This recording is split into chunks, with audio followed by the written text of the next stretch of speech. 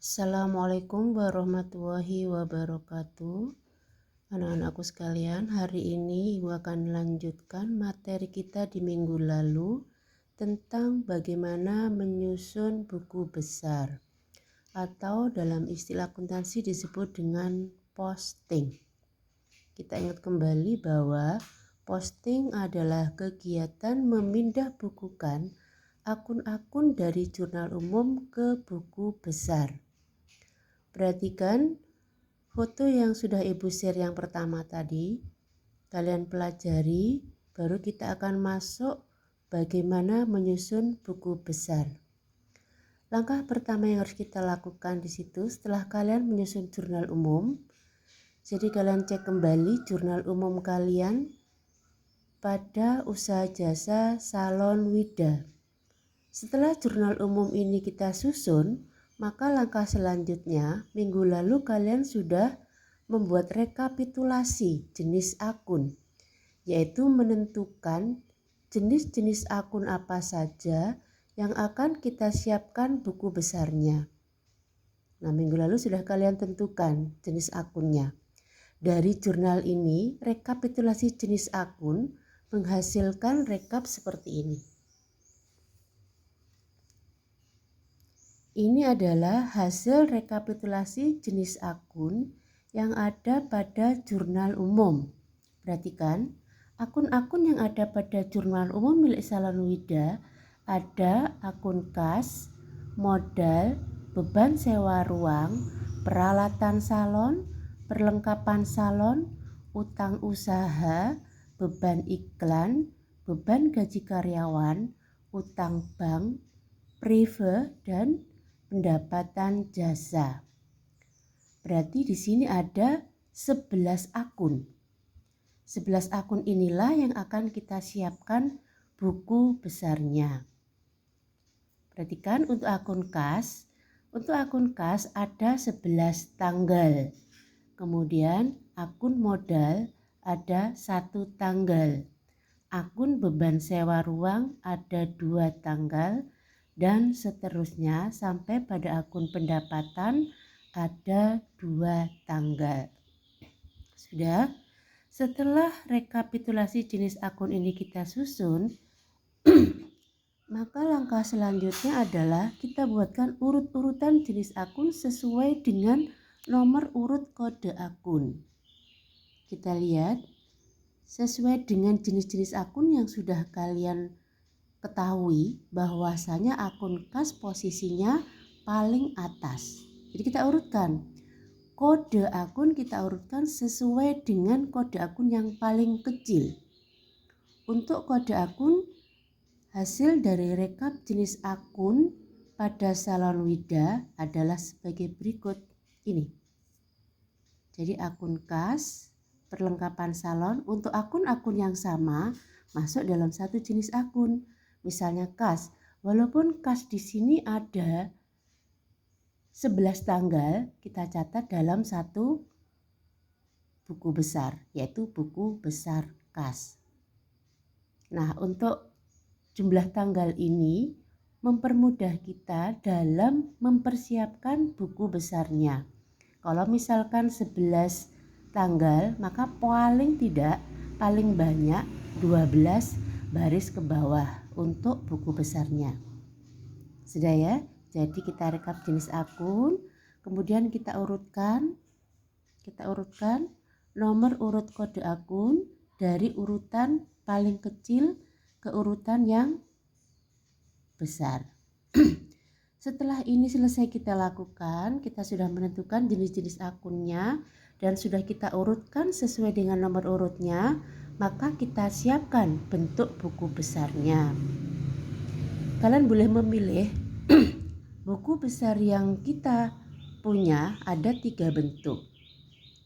Sudah ada dalam LKS kalian, sudah ada dalam buku catatan kalian. Seperti apa bentuk buku besar itu?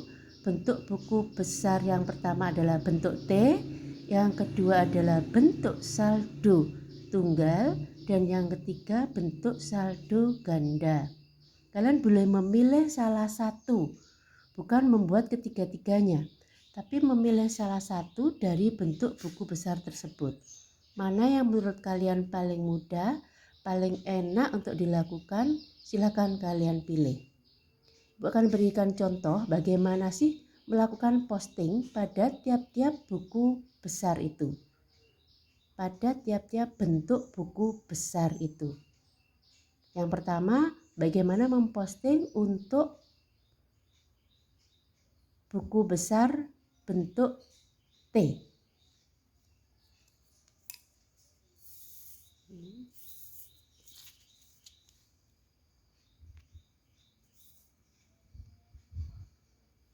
Perhatikan bentuk buku besar ini. Di sini sudah Ibu buatkan 3 bentuk buku besar. Buku besar yang pertama ini adalah bentuk buku besar bentuk T. Yang kedua, buku besar bentuk saldo tunggal. Dan yang ketiga ini adalah buku besar bentuk saldo ganda. Nah, cara mempostingnya bagaimana? Setelah kalian melakukan rekapitulasi, hal pertama yang harus kalian kerjakan adalah mempersiapkan tabel-tabel ini. Kalian melakukan pilihan mana tabelnya? Bentuk T, saldo tunggal, atau saldo ganda. Misalkan kalian membuat buku besar bentuk T, maka langkah yang harus kalian lakukan, posting atau pindahkan akun-akun yang ada pada jurnal umum ini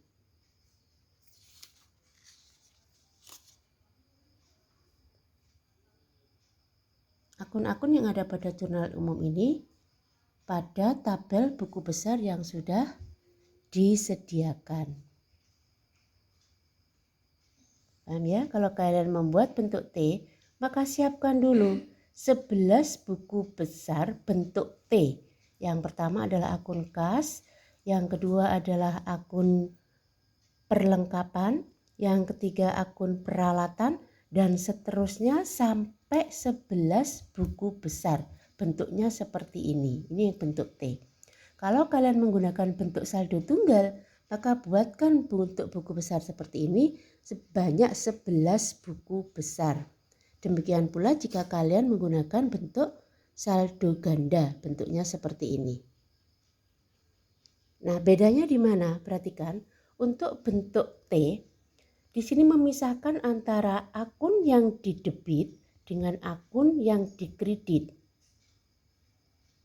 Jadi, jika di dalam jurnal umum akun posisi nominalnya ada di debit, maka pindahkan di buku besar di posisi debit. Nih. Ini ya, tanggal 1 kita urutkan. Pertama kita catat tanggalnya dulu, karena tadi kita sudah melakukan rekapitulasi sehingga kita bisa dengan mudah untuk melakukan posting. Jadi langsung kita pindahkan sesuai dengan nomor urut tanggal. Akun yang di debit, di sini di debit, di jurnal umum ada di debit, maka di buku besar juga pindahkan di posisi debit. Contohnya, jadi di sini akunnya kas. Nah, kas ini ada di posisi debit karena apa? Karena adanya penanaman modal awal oleh Nona Wida. Maka kita centang di referensi ini, atau kita beri kode 111 boleh, atau cukup kita centang saja yang menunjukkan bahwa akun ini sudah kita pindah bukukan.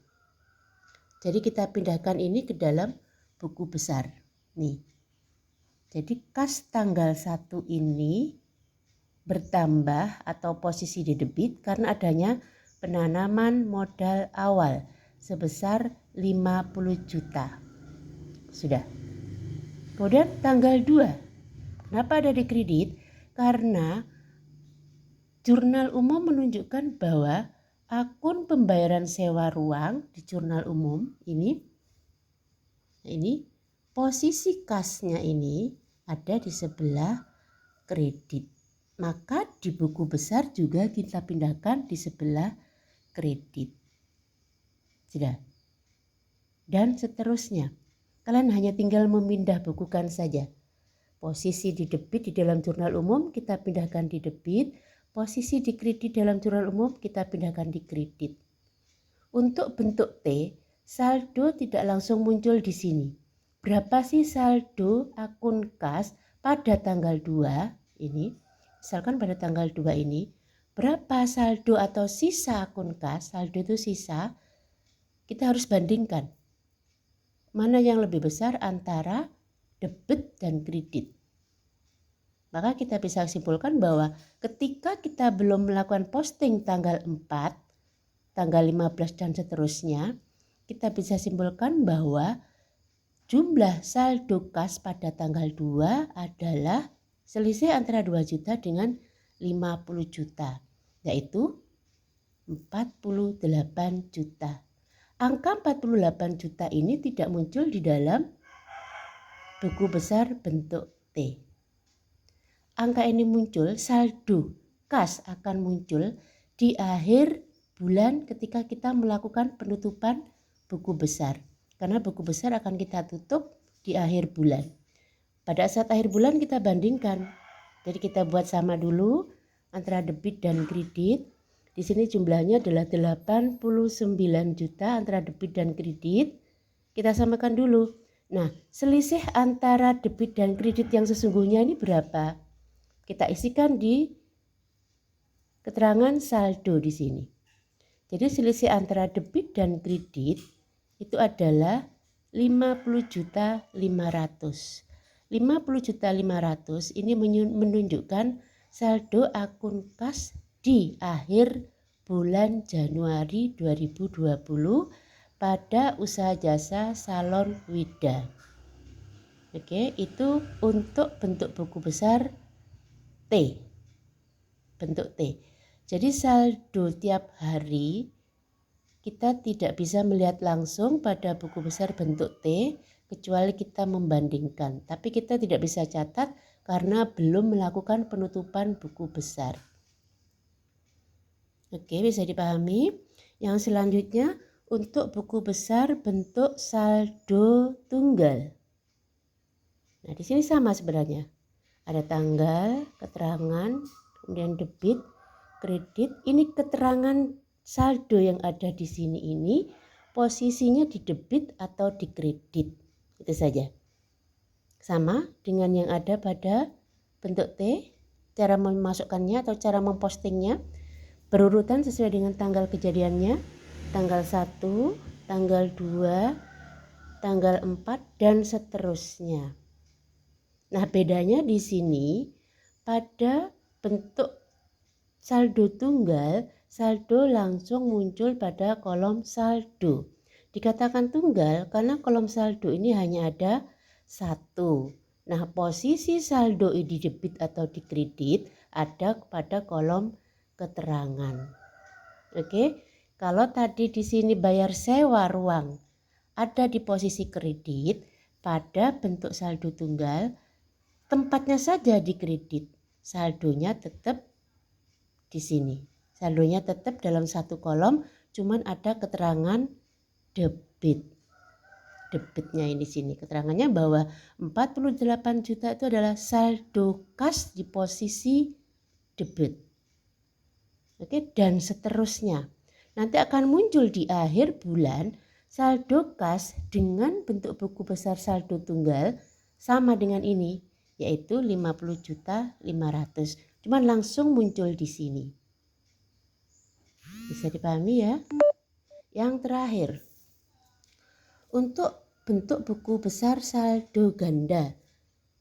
Sebenarnya sama dengan bentuk buku besar saldo tunggal, cuman bedanya posisi saldonya di sini tidak ada keterangan seperti di saldo tunggal, yaitu D atau K, yang menunjukkan bahwa saldo di dalam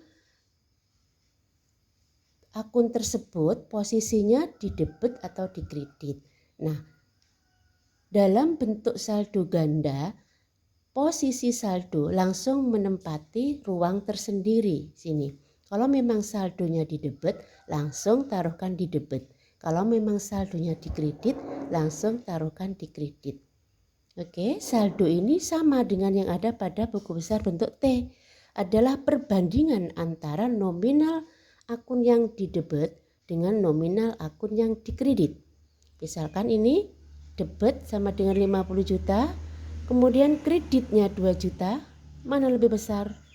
50 juta di debit, 2 juta di kredit, maka saldonya adalah miliknya debit 48 juta. Kemudian muncul lagi di sini 10 juta di sebelah kredit. Maka ini kita bandingkan dengan ini. Di sini kurangi, kalau di kredit kita kurangkan saja 48 juta dikurangi 10 juta menjadi 38 juta. Dan seterusnya sampai semua akun-akun kas sudah kita posting ke dalam buku besar. Kalau ini sudah selesai, maka akun kas sudah selesai semua dengan satu pilihan bentuk buku besar. Ingat, kita tidak membuat buku besar kas dengan 3 bentuk ini, tapi kita memilih salah satu.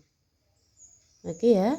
Nah, selanjutnya silakan setelah ini selesai kita tutup, baru akun yang berikutnya yaitu akun nomor 2, perlengkapan salon. Karena perlengkapan salon hanya ada satu akun, ya cukup kita buatkan satu baris akun saja, satu baris saja di sini. Peralatan salon ada 2, maka kita buatkan 2. Dan seterusnya sampai 11 akun masuk ke dalam buku besar. Oke, anak-anak bisa dipahami? Nah, kalian sekarang siapkan bentuk buku besar milik salon Wida sesuai dengan pilihan kalian. Kalian boleh memilih bentuk T, bentuk saldo tunggal, atau bentuk saldo ganda. Yang harus kalian siapkan adalah sebanyak 11 buku besar. Cuman untuk akun kas memiliki tanggal paling banyak sehingga dia membutuhkan baris paling banyak. Untuk akun-akun yang lain disesuaikan ya. Jadi kalian lihat hasil rekapitulasi. Hasil rekapitulasi ini jumlah baris yang dibutuhkan dalam masing-masing buku besar disesuaikan dengan jumlah-jumlah tanggal yang ada pada masing-masing jenis akun. Oke?